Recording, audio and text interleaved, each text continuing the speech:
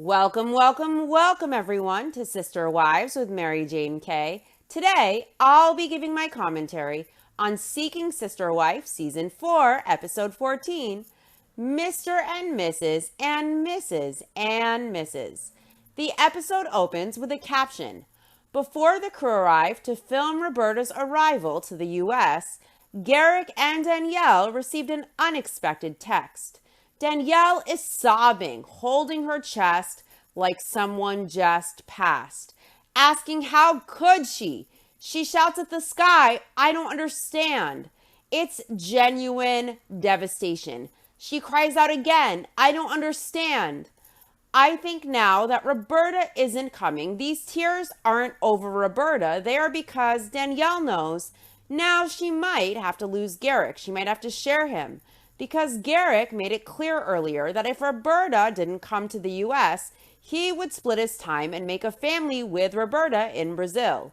So Danielle is crying because this might mean that she lost Garrick, not because of Roberta, in my opinion. Danielle is literally wailing. She says something completely unintelligible. Danielle says she lied, and then she says something else unintelligible. I have never seen anybody cry like that. She is really devastated. Danielle says she knew it in tears. She knew that Roberta was going to hurt them. Danielle says that Roberta doesn't care about her sons or her mom or her dad. The producer asks if Danielle wants some water. It looks like she is going to have a major panic attack. She looks very distressed. We learn that Roberta asked Garrick for more money the other day. Garrick and Danielle sit for confessional later on, and the producer asks them what happened. Roberta let Garrick and Danielle know she isn't going to come to the U.S. Garrick says it doesn't make sense. Roberta sent a text message to him to let him know. Danielle reads a message Roberta sent her.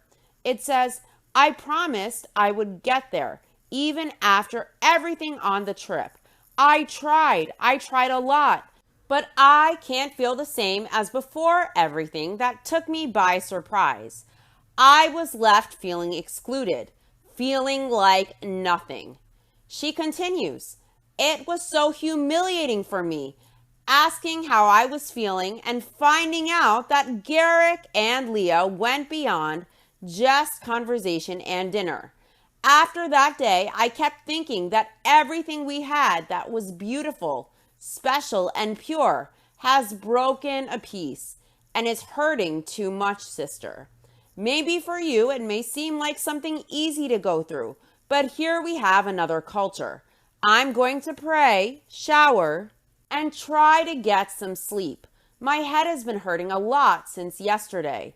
I am sorry, we are all sad. Roberta messaged Danielle that after Danielle was begging her not to do this. And then Roberta sent Danielle that text, and Danielle asked her, please don't do this. Please, let's work this out. Please talk to me. Please don't do this. After 3.5 years, please don't do this, Danielle pleaded. Danielle is in tears, and Garrick says he doesn't know. He guesses he doesn't even believe it. Danielle is crying, feeling devastated, and all Garrick says in his whispery voice is, I guess I don't even believe it. Very coldly, with zero emotion. He barely even comforts Danielle. I don't blame Roberta. Did she maybe take advantage of Garrick and Danielle financially? Sure. But also, I think she was on board with this until the third wife dating thing happened. Garrick sprung that on her without even a conversation first or asking if she was okay with it as an equal member of the relationship. Roberta made it clear to them that she was not okay with it and that she did not appreciate this being forced on her. She felt she had no voice in the matter because Garrick continued to pursue Leah even after Roberta made it crystal clear that this was not okay with her. And Garrick lied to Danielle, telling Danielle Roberta was cool with them dating a third wife. I think Roberta was looking to get out of it at that point. I think she saw that her voice would not matter and she wasn't respected enough to be consulted first. And then she saw also that Garrick lied to Danielle about her being okay with it. And Garrick and Danielle's way of addressing Roberta's concerns was mentioning that the past is unhealthy. Let's not bring it up again. Let's move forward. So Roberta understood that she will have no say. She will be like a second-class citizen in the family. And Danielle and Garrick will call the shots. And Garrick won't hesitate to lie or manipulate, just like he lied to Danielle, saying that Roberta was good with them dating a third wife just because he wanted to do it and Danielle wanted to do it too. So at the point of springing the third wife on Roberta, Roberta was done, probably. But she was getting money and she needed it, and I don't blame her for that. She waited to bring up her grievances till the last possible minute, and she used the kiss with Leah as an excuse not to go further. And Danielle introduced wanting to date a third, knowing it would create an issue with Roberta, and I think she assumed that if Roberta was turned off by the third wife thing, that she would go away, and then Danielle could have Garrick back all to herself, maybe even in monogamy again. She didn't take into account that Garrick is a selfish dick who might just say he would have two families, one in the US and one in Brazil. And she didn't take into account that she might lose more of her husband because he would maybe potentially have a family in Brazil and he might maybe prioritize Roberta. I think Garrick is done with Roberta, of course, and she hasn't talked to them since that text. I think Roberta is done with the Merrifields. But I think Danielle fears that Garrick and Roberta might continue their relationship at this point, and that Garrick might just make a family in Brazil with Roberta. Notice Garrick didn't seem too upset at first. He was cold and whispery as usual. He just said he didn't believe it with not a shred of emotion so far, as Danielle is crying from her gut and from her heart, torn to shreds because she knows what this might mean for her. I think Garrick might still talk to Roberta. Of course, on the show, it says in the end that Roberta hasn't talked to them since that text message, but who knows? And I think Garrick might still try and make a family in Brazil. Either he never gave a fuck about Roberta and all those tears that he had about missing her were for show, or he knows that he and Roberta may still have their separate family in Brazil. He isn't even shedding one tear. He's not comforting his wife when normally he cries all day long. Next up are the Davis family. Today is the big day. The Davises are having their commitment ceremony and they will marry Danielle and make their relationship official. Danielle is becoming a Davis. Nick says that what is happening today is unconventional for a few different reasons. He is marrying his third wife and his second wife is pregnant. Nick smiles proudly as he announces it. His ego is loving this. Nick says there are some elements of a more traditional wedding that they still feel are appropriate. There will be vows exchanged, there will be a wedding toast, but it will include all of them, rather than just the traditional bride and groom. Danielle excitedly announces that today is the wedding ceremony. She says the day got here super fast. Time flew by, but she is happy to be here and taking it all in. She feels really good about this. Jenny and April never had a wedding ceremony. They went down to the courthouse, signed the papers, and that was it.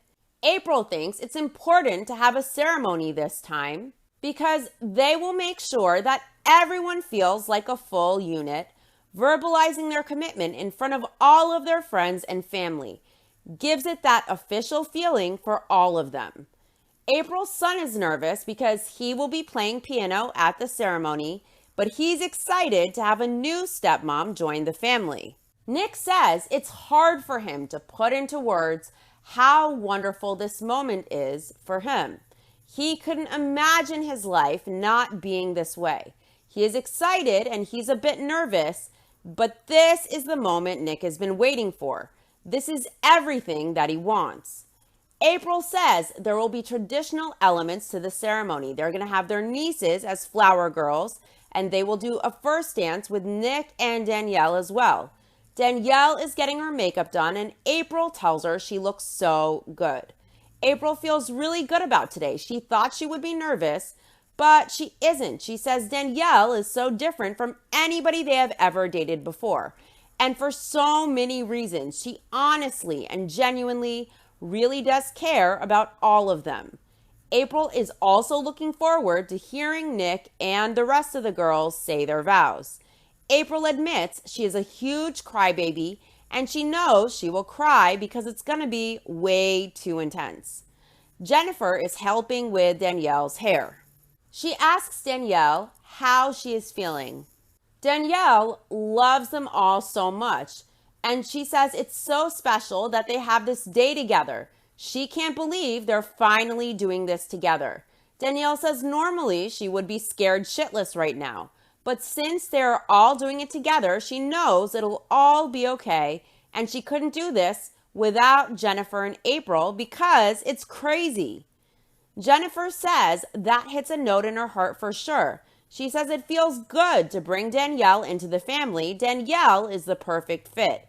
And getting to this moment where they are all coming down the aisle together is wonderful, and they are so excited. Jennifer just wants to hug Danielle. She says it's perfect. Jennifer is 7 months pregnant. She says Nick wanted her to showcase their baby. And Jen thinks it's a great idea, so she has a 2-piece dress with her belly showing. The girls get their dresses on. They wanted to have the dresses they wore be similar in color, but unique in style to each of them to symbolize that they are here with the same commitment together, but there is also something unique about each of them that they are bringing to this. Ariel, Danielle's friend, comes to the commitment ceremony. It's her first polygamist wedding that she has ever been to, and she says it's probably the only polygamous wedding she will ever go to. Ariel says she personally would never be involved in a plural relationship, but this is their life, and if this is what they choose, it's what they choose. Chief, Nick's brother, says it feels great being at this wedding, and he isn't too sure what to expect, but he's glad Nick's lifestyle fits for him. He says Nick wears it well, and so do the ladies. Chief says it makes a lot of sense for them, but for himself, he does not think so. Polygamy isn't for him.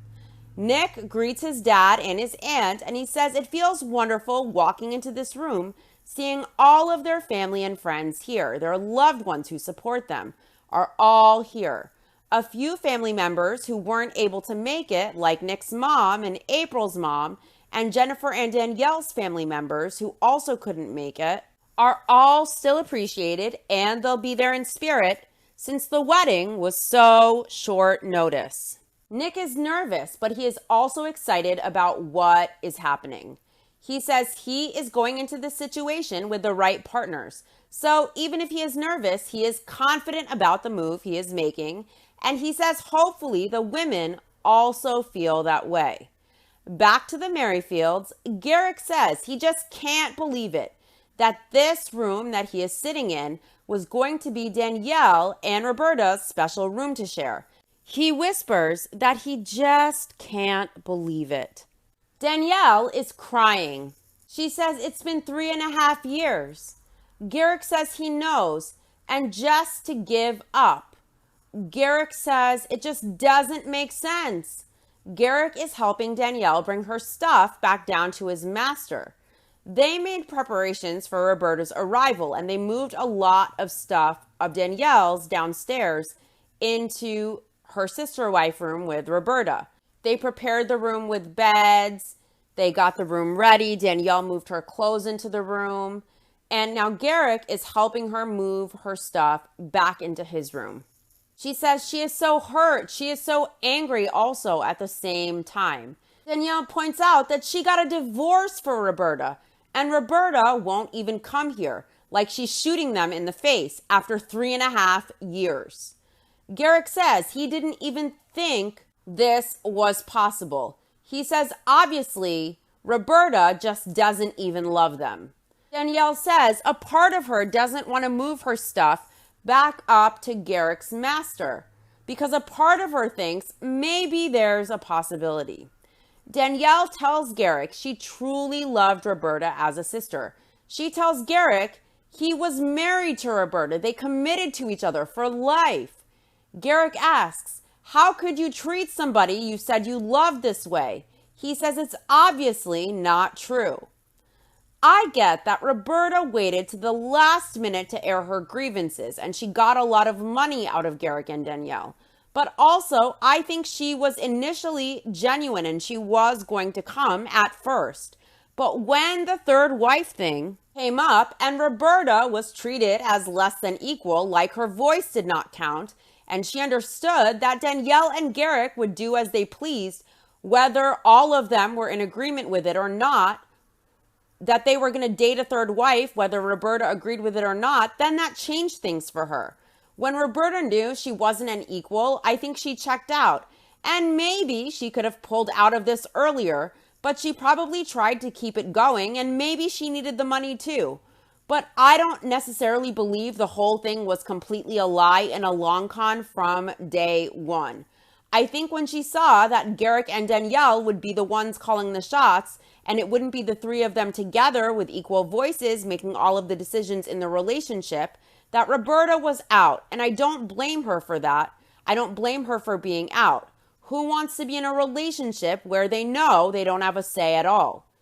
And I think Roberta, yeah, she could have ended it sooner, but I don't really blame her because Garrick and Danielle were using her as a baby maker, and they were treating Roberta like she was not going to be an equal member of the team. And she saw that. So if she was in a bad economic situation and the money helped her, was it shady to keep this going? Sure. But she also tried to make her feelings clear, and she wanted reassurance that she would count and that her voice would be heard when she came to the U.S. And I think she saw that she would not. So why would she want to come to the U.S.? Garrick says he is just hurt and sad. He's sad and he doesn't know what to say. And Danielle, who is in tears herself, comforts Garrick with a hug. Garrick is devastated. He says his heart hurts. He gave his whole heart to Roberta, and his family gave their whole hearts to Roberta as well. So Garrick is devastated that Roberta couldn't love them back. What about how Garrick just told her, one day, meet Leah. She wants to join our family, without even asking Roberta how she felt or caring what her opinion is when she is supposedly his second wife and an equal part of the family? What about when Garrick knew how Roberta felt about it and he did what he wanted anyway? And he lied to his wife saying Roberta was cool with it. This isn't just as simple, in my opinion, as Roberta straight conning them and taking their money and the free ride. I think Roberta did care and she did initially try. And I think she was genuine. But when they were willing to date other wives without asking her as an equal member of the team, then Roberta knew she would never matter and Garrick and Danielle would do whatever they wanted regardless of what she thought. When Roberta saw her voice would not be heard and that she was lower in the hierarchy than Garrick and Danielle, and she was obviously not their equal, she wasn't willing to do it anymore and she was less invested. But Garrick and Danielle will paint this as though the whole time they were being conned without taking into account their own behavior. If they treated Roberta like she mattered and like her voice would be heard, then maybe Roberta would have come. And did Roberta wait till the last minute and maybe take money after she knew she was done? Perhaps, and that's not right either. But good for her. I think she saw how little she mattered to Garrick and Danielle if they were willing to date people without her even adjusting to her life with them in a new country. And when she saw that, she hesitated. And if she was financially stressed in a country with a poor economy where she couldn't have a decent job and she took that money, oh well. I don't think that's all she was there for initially. And maybe she was, but I don't think so. I doubt she would involve her mom if that was the case. Garrick says the hardest thing is that they sincerely loved Roberta with their whole hearts. They gave themselves completely with honor, integrity, steadfastness, and commitment through everything. Honor and integrity? Is it honor and integrity for your wife, Roberta, to tell you she doesn't want you to date third wives till she adjusts to her life in the U.S. and to living with Garrick, her husband, and Danielle, her sister wife, and then for Garrick and Danielle to ignore it and date anyways, and to date before even consulting Roberta as an equal member of the family? to date without seeing if she was okay with it? Was that honor and integrity? Was it honor and integrity to give Roberta no say? Or for Garrick to lie to Danielle to tell her Roberta was good with it? What about the honor and integrity of Roberta and Garrick having a quickie with Danielle in the bathroom of their room, telling her they were having a sleepover with her and they wanted her there? What about how Danielle had to share that bed that they just had sex in behind her back while she was brushing her teeth in the bathroom? Is that the honor and integrity Garrick speaks of? Danielle says Roberta is also hurting their kids and their whole family. She says they need to tell their family what is going on and that this sucks. It sucked when they decided they would date third wives before consulting Roberta, who was supposedly Garrick's wife at that time. That sucks too. Danielle says she is trying to understand in her mind, but she can't comprehend it. She can't process it. She asks, why wouldn't she have told them in Brazil? Or why wouldn't she have at least video chatted with them? Danielle says Roberta broke up with them through text after 3.5 years. Danielle noticed that since they got back from Brazil, Roberta never got involved with the wedding. Danielle sent her dresses, she sent Roberta wedding venues, and Roberta never responded to it. Garrick asks, so she plotted this the whole time? And Danielle says they will never know the truth. Garrick and Danielle want to paint Roberta as a con artist who pulled the long con, the villain.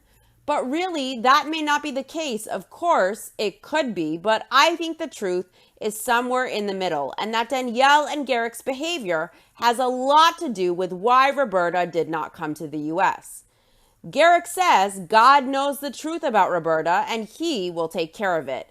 Danielle says maybe God is showing them that he doesn't make mistakes, and everything happens for a purpose, even if it hurts, even if it's hard to go through. She says God loves them. He doesn't make mistakes, and something good will come out of this. It makes Danielle scared going forward, trying to continue to get over this and actually trying to date again. She says the amount of deceit is so great that your mind can't even process that. How somebody can do that. Danielle asks Garrick, this doesn't give you doubts about living this way, does it? And Garrick says when he thinks about the love and the care that he and Danielle had, it made them so much closer. It made them love each other more deeply. Danielle tells Garrick she loves him, and Garrick whispers creepily, I love you so much. Back to the Davises. Danielle, Jennifer, and April are practicing how they will walk down the aisle. Danielle is super excited. Her heart is pounding. She is nervous. This is really happening, and she is super happy. The wedding officiant, Kendaka, is an advisor to the Davises. Nick and Kendaka went to school together when they were younger, and she has helped the Davises to maintain their orientation in terms of each other and their relationship and the goals they set. April has family who aren't attending. They saw that she and Jennifer got legally married, and they saw Nick, Jennifer, and April all together announcing themselves as a unit, and ever since then, April has had some family members who just completely do not talk to her. So she didn't even bother inviting them. I think that's sad. I think Nick is a master manipulator, and he's an egotistical opportunist who enjoys setting his life up like this, having different sexual options and a life where he doesn't have to work and he can sit at home and bullshit as he doesn't work and the women work to pay for everything. I think Nick found gullible women who think he's a genius because he can look astrophysics up on Google and regurgitate the words of someone else who worked hard. He just vomits it out without working hard himself or paying his own way in life. I'm not crazy about Nick from the little I do see, which we have to keep in mind is just a small snapshot of what he is like. We don't know what Nick is really like in reality, and we have to remember, reality TV isn't really reality. But I will say, I will never understand when family or friends will stop loving and communicating with their family member or they will shun them just because they don't agree with their life choices or their lifestyle.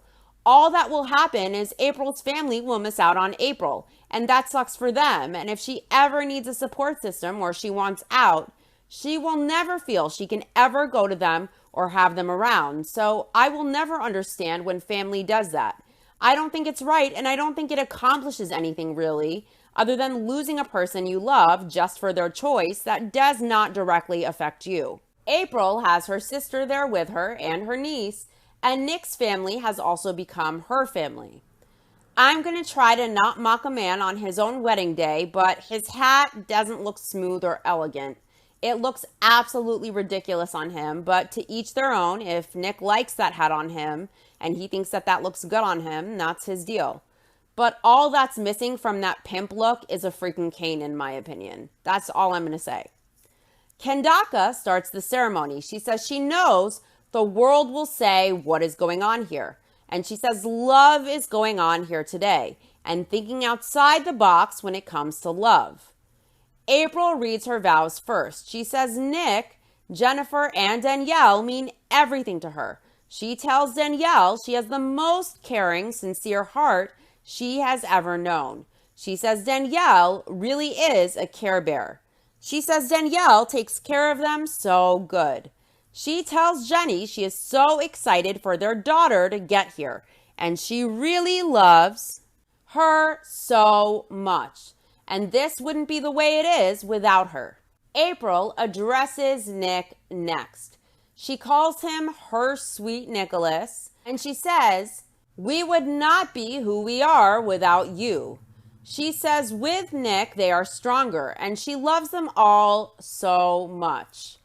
Jen goes next. She says the people here with her today have completely changed her life. She tells Nick he makes them feel absolutely beautiful in every way. And she says Nick does it better than anyone ever could with one person, let alone multiple women. And she says he deserves rounds of applause. She says being one of the ladies that gets to love Nick for the rest of her life, she just wants to bow to him, but she can't right now. She tells Nick, "You are the king of our hearts," and she says she loves him so much. Jennifer vows to take care of everyone until they are old and gray. She loves them. Danielle is next. She says she has just been up here crying the whole time. She honestly didn't ever think she could be this happy. She didn't think happiness like this ever existed until she found a love like this. She almost doesn't have words because it's like, is this really her life? Does she really get to be this happy with these people she loves the most? Danielle says you grow up and you have this image of love and what it's supposed to be and your life, and then you stumble upon something so unconventional and untraditional, and she wouldn't want it any other way. She wouldn't want to be anywhere else than where she is right now with her favorite people. Nick is up next. He says, wow, and you can tell his ego has been fed sufficiently. He says, what more is there for me to say? He tells the women they are all so beautiful, and he loves them all for their selflessness in coming together to create this wonderful life. Nick says he is living the dream. There is no doubt about it. He says the way that his wives all help him to be the best Nick that he can is something that he can never thank them enough for. He says together they will always be on the right path. They all say I do, except instead of saying I do, they say always. Nick says having 3 wives, knowing that they have all solidified their union, it's unbelievable. Nick feels like he is just living a dream come true. He says things he never knew that he could wish for, he is being given and being granted. And he loves it. He loves everything about it. Back to the Merrifields. Sam and Samantha come over along with Danielle's mom and dad. Danielle and Garrick had to tell her family that Roberta isn't coming, and it was really hard for her family. Her family loves them, and they want to see Garrick and Danielle happy. Her family is sad that it actually happened. that all of their fears came to fruition. Samantha is comforting Garrick and Danielle, and she tears up herself. And she says she isn't an angry person, but she gets angry because she loves Garrick and Danielle. She doesn't want them to get hurt. And they have committed to Roberta for 3.5 years. And she promised she would come to the U.S. And then all of a sudden, she isn't coming. Samantha thinks it's ridiculous. Sam, Danielle's brother, says he feels like this was coming. Danielle's dad feels hurt that Roberta isn't coming. He had planned to do some nice things for Roberta to make her feel welcome, and then Roberta threw it all away. Sam tells Danielle and Garrick that they were so committed to Roberta. They took care of her, they took care of her mom, and then she just texts them to say she isn't coming. He says it's ridiculous. Danielle asks, couldn't she have at least video called after 3.5 years? Roberta didn't have the decency, she says. She says they didn't mean more to her. Roberta didn't care about them, so she didn't need more. She didn't need to do a phone call or a video call. Samantha doesn't think this makes sense. Garrick says Roberta asked for a large sum of money, and after the money cleared her bank account the next morning, that is when Garrick got the message that Roberta wasn't coming. It makes Danielle's mom sad to think that Roberta used them. She used them and she didn't really love them. Danielle says that she and Garrick have been racking their brains trying to figure out what happened. And then they looked back and they remembered certain things and these red flags. And Roberta had such a struggle agreeing to a time when they could buy the ticket. Danielle asks, if you love somebody, aren't you wanting to come now? Aren't you wanting to come as soon as possible? Danielle asks, was she just using us for the money the whole time? She says it makes them wonder. Sam asks how much money Danielle and Garrick actually gave Roberta. Garrick says a lot, and Danielle says this time it was $9,800, just this last time. And Roberta asked them for that money. Samantha says she thought it was bizarre, like, oh my God, they gave her $10,000? That's a lot of money. Samantha says that's not even all they gave Roberta in the past. She says that's a lot of money if they have given her money for over 3 years now. Danielle says they sent her a large sum of money for over 3 years now every month. It was thousands of dollars, thousands and thousands of dollars. Garrick says it sounded really legit. Samantha says Roberta knew she wasn't coming all along. Samantha says Roberta scammed them. And Sam, Danielle's brother, says Danielle and Garrick are the type of people scammers look for. People that care and people who want to help you. Danielle adds that God is love and God died on a cross to save us from our sins. She says God doesn't treat people that way. I don't know what God has to do with any of this. The Merrifields were stupid and gullible to send that much money, but I also think Roberta was more genuine in the beginning, before she discovered that the Merrifields were going to date other wives and do whatever they liked without consulting Roberta as an equal member of the throuple. So when she saw she would never matter to them or be an equal, she probably thought she could get the money without coming to the U.S.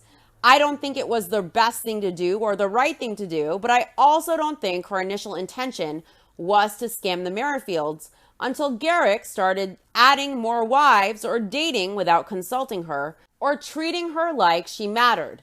I think Roberta checked out once she saw that, and then the communication thinned, but she still took the money.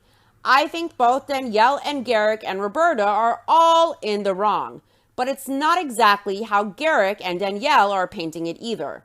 If there are idiots who give thousands of dollars to someone, that's on them for being so naive and foolish.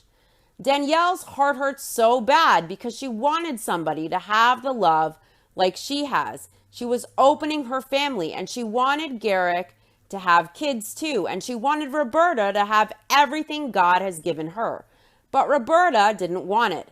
It's hard for Danielle to understand. Danielle tells Garrick they got divorced for her just so she can come. And now Roberta is saying she isn't coming. Danielle thinks it didn't even mean anything to Roberta that she divorced Garrick. Samantha asks how Danielle and Garrick will move on into the future. She asks if they question if they should live this lifestyle or if maybe they think they should give it a break. Danielle and Garrick both say no, and Garrick says, definitely not. Danielle says she feels like God wants them to live this way, and she doesn't question that. Danielle says everything happens for a reason, and she doesn't want to stop loving. She wants to have a sister. She says there is somebody good out there. Danielle says they did it for love and they would do it again. You can't fix stupid. Garrick says for now it will be he and Danielle, and they will not give up searching for a sister wife. Garrick says God promised Danielle a sister, and Roberta wasn't the one. So Garrick knows she is out there. And he prays this next time that it's a sincere, faithful, trustworthy person that will stay by them and live with them and stick it out for life. Back to the Davises. Danielle is a Davis now. Nick loves the way it all came together. He says April looks majestic and royal and regal. Danielle looks like some character in mythology or something. And Jennifer looks like she came out of a lamp, like she is ready to grant his wishes. So it's a beautiful thing seeing all three of the women in their dresses. Danielle feels good making it official. It's been a special night, and she knew this was the right choice because she felt it in her heart. She is really happy and really thankful to be here. Danielle is sad some family members can't make it today due to the distance and the short notice. Danielle understands, and she knows their support is there in spirit.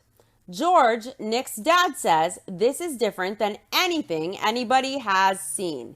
He says people will see this as a pimping situation, or that Nick is the black guy who got all of them mesmerized. But if they are mesmerized, it's with love. April feels they have that piece they were missing now. Now that they have added Danielle, it's a wonderful feeling. April says the wedding makes it known that they love each other and that they care about each other. And she says hopefully it will show that you don't have to be shy in this kind of relationship, that you can be bold and that it's okay. Danielle tells her friend Ariel that she has no regrets, she has no hesitations, and she has known for some time that this is what she wants. Ariel doesn't think that this was as weird as she thought it would be. It wasn't anything different than a normal wedding, other than there's more people. Nick, Danielle, April, and Jennifer do the cake cutting, and they all feed each other cake. April says the sleeping arrangements tonight are going to be tight because they are all sleeping in the same bed. And Nick announces that he is the middle spoon. The next step to making Daniela Davis would be getting her a wife to marry. So they're in the process of seeking, and they have been dating here and there. Nick says they will take their time with that process. It's not anything to rush into. They want things to develop organically, so they will take things as they come. April says it's a big step for anyone in a polygamous relationship to be able to be on this team and to be able to see them all so happy and to be able to commit to each other and be untraditional, and that's okay. Nick wants to have fun with this life that they now have. On June 29th, 2022, Jennifer gave birth to a baby girl, Vera. The Davises bought a larger home for their growing family, and they are hoping to add a fourth wife. And also, they ordered their 12-foot bed. The Foleys moved into their new home. They haven't yet asked April to join them, though. They are dating a new potential sister wife, Steve's high school prom date. The Epps are still dating Bina and Janae, as well as other women. Marcus and India plan to get married in November. Tasha, Sidian, and the kids have visited Ariel in the Philippines. They have started the K-1 visa process to bring Ariel to the U.S. as soon as possible. The Merrifields haven't spoken to Roberta since the breakup text. They are currently dating a new woman, and they plan to meet her in Mexico later this year. And she is also from Brazil. Wow. I don't understand why the Merrifields keep looking for foreign women. There is nothing wrong with that at all. But if they feel so scammed by Roberta and this K1 stuff is so difficult and expensive, why not just look in the US? I feel like Garrick and Danielle want a foreigner who will immigrate because they don't want a strong, independent woman. They want to find a woman who depends on them financially, who may not know the language, who will just be there fully dependent on Garrick and Danielle, who will be stuck and fully dependent on them, in my opinion. I think Garrick and Danielle are picking foreign people because they want someone that will be easier to manage and manipulate so that it's harder for them to leave if they come to the US with no resources and no family. That person will be dependent on Garrick and Danielle in order to live.